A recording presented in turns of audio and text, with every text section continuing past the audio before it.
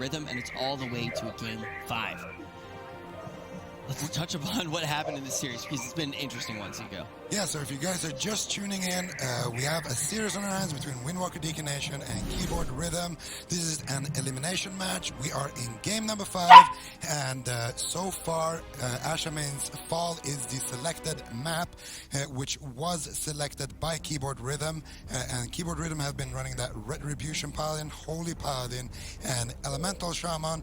Windwalker DK Nation, no surprise, they're going to be playing that Windwalker DK. Resto Shaman.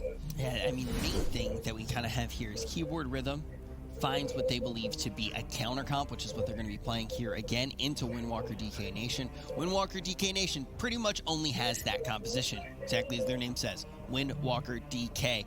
Keyboard Rhythm, though, probably not 100% skill capped with this composition. It seems to be targeted just at Windwalker DK. We obviously know that they just picked up Pry as well, who's going to be on the bench for this one, but that's going to add a lot of texture to this Keyboard Rhythm team.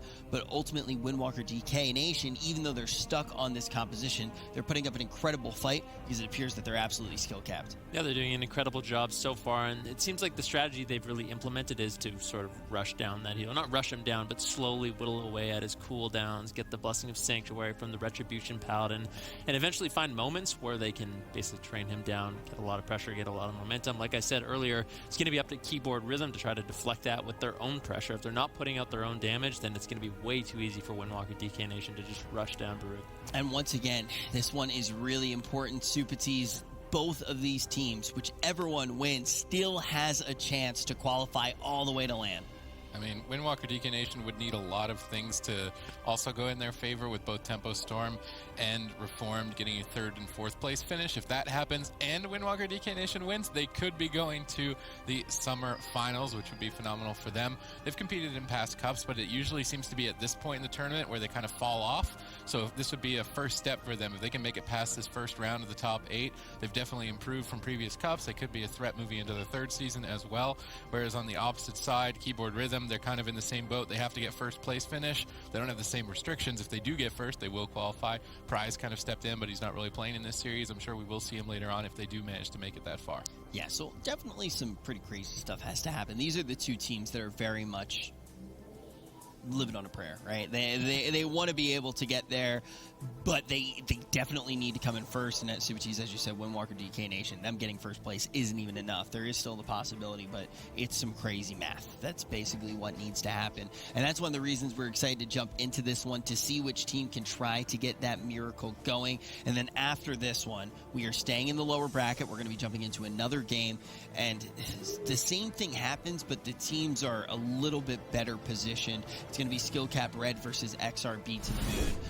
And as you can see on the bracket right now, that is the lower portion. I still can't believe this one ends up going to a Game 5. But Zico, for Skill Cap Red versus XRB to the Moon, do you think either of those teams are particularly well positioned to attempt to get to the LAN?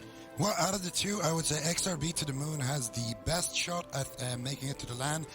Depending on the results of some of the other teams, XRB only need a 3rd place finish. Preferably, to be guaranteed though, they need to win the entire tournament as well. Right now, sitting on 80 points.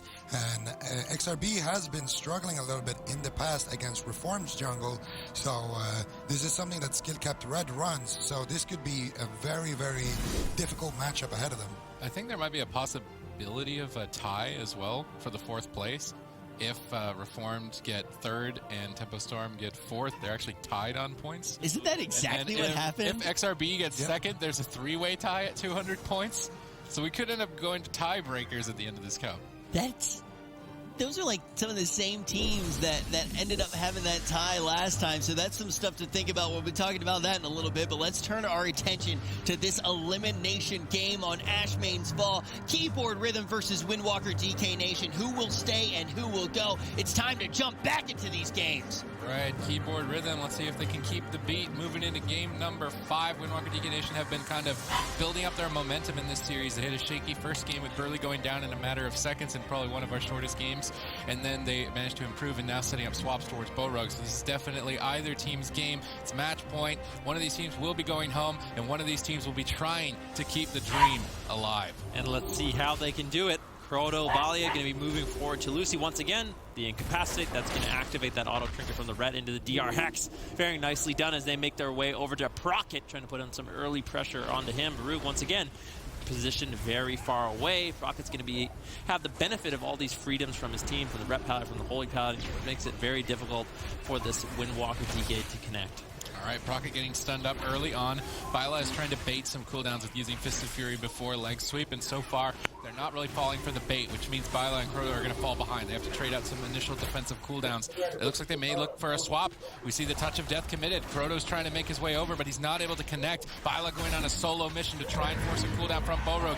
The support of the Dragon will not be enough. Hammer Justice now into Burley as Croto falls behind. Remember, this is match point. You do not want to choke. You got to make sure you get that Touch of Karma out if you absolutely need to, as Viola is dipping low. Burley's trying to be greedy. He pops Ascendance, but ultimately will force the Touch of Karma, opening Viola for a kill in a matter of seconds. Yeah, see, that's exactly what I was talking about. Lucy realizing Valia was the only threat there to Barug, held onto the Sanctuary, so I think that was a big improvement then that we've seen from this team from the last game. They're not wasting that key defensive. If they can get Barug out of stuns with Sanctuary, he will ultimately survive, so they can't be wasting it on little Fist of Fury stuns. Once again, there's a Fist of Fury stun. Lucy's going to be holding on to it, but maybe not the best decision as Croto and Valia are all over Barug. He's trying to get away out of line of sight, needs the freedom, uses the Divine Steed, but Croto's going to be able to reconnect with the Wraith Walk. Divine Light, oh, silence. Very nicely done. Bubble gets traded out to survive.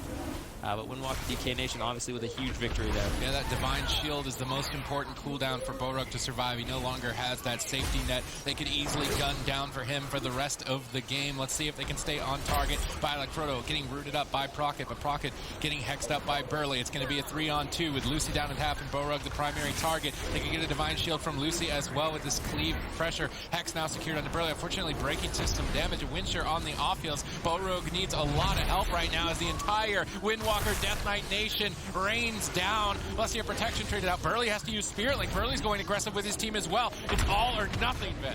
Yeah, it is. And actually, Barug gets interrupted now. Lucy in a little bit of a situation here.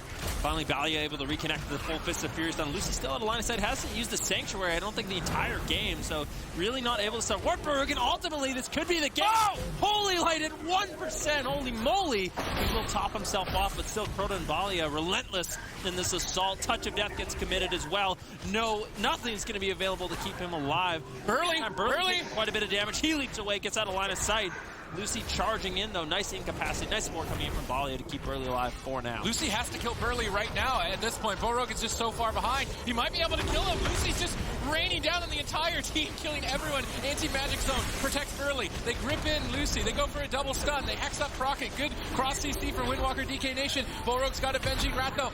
They know that they have to kill Burley in the next couple of seconds. They have to kill him, or they've got nothing left. Will Burley fall to the pressure? He gets rebuked on the heel. Lucy's going all in. Divine Shield still available. I'm surprised not seeing maybe even just bubble out of that to do damage to Burley. He's managed to recover. He's back to full HP. Borog realizes that this all-in is over. He's ran so far away from the fight, knowing that they want to swap to him.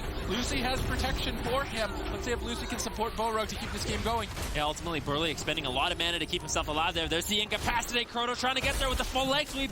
Valia has a touch of Karma available if he wants to go all in this situation. Freedom actually gets stunned up there. Holy Light finally does get activated by Barug. A touch of Karma, though, from Valia. They want to continue this aggression. Freedom kiting is the only thing keeping Barug alive. He has nothing left. Just kiting around in circles. Needs the support of his team, but I don't know if he's going to be able to get it as Croto, Valia, and Burley charge in. Blessed Protection gets traded out, but Burley not there for the purges. Barug doing a good job with that line of sight. Burley jumped in. He managed to purge it off, but Borog cuts away. A full hex snuck in onto Burley. Valia with no touch of Karma and a Ret Paladin in his face. Burley opts to Trinket out of the hex. Now he will not have Trinket for a stun if they want to swap to him later on. Procket's trying to jump in there. They've got to get something going. There's really not much left for Borog to survive. Another 50 seconds from that Divine Shield. Can he stay away from this Death Knight Croto long enough to survive? Croto trying to lead the charge. Pillar of Frost has been popped. Viola is also vulnerable. He doesn't want to risk risk his life to go after Bullrug in the open right now. And Keyboard Rhythm have actually managed to lock Windwalker DK Nation in a hard position. Will they just go after the Red Paladin instead? It looks like they will. They're trying to get a Divine Shield from Lucy. Valia looking to solo force it. He's a couple seconds away. He gets it. Pulls the Divine Shield. Now Lucy will have to be careful. Procket is rotting down. Bullrug still needs 23 seconds. Will he be able to survive? Proto right on his back. A Hex under the monk. Burley can't dispel. They're counter-pressuring Burley. They're trying to race to the finish onto the healers. Anti-magic zone gets knocked out. Burley's trying to retreat away. Into a Hammer of Justice. Judgment flies in. Bullrug is smacking him as well, trying to take him down. Will he find it? 3 seconds to Spirit Link Totem. Burley needs 3-2. He's got Spirit Link Totem. He can trade it out. Will he be able to trade it? Ice being greedy? Is he really being greedy? Spirit Link Totem is going to keep Burley alive, but Bullrug has bought time for his Divine Shield. Burley is now out of mana, and Windwalker DK Nation are running out of steam. Yeah, that's a huge moment. Icebound Fortitude is going to be traded out to reset Croto's HP as well. Lucy is actually the pressure point in this matchup. Sacrifice is available for Farouk, but he goes into the leg sweep. Trinkets out of that. Still trying to kite away with the freedom, but gets Fist of Fury stunned on it. It's very, very dangerous for Farouk. Wind Shear onto Lucy right now. We're at 5% dampening.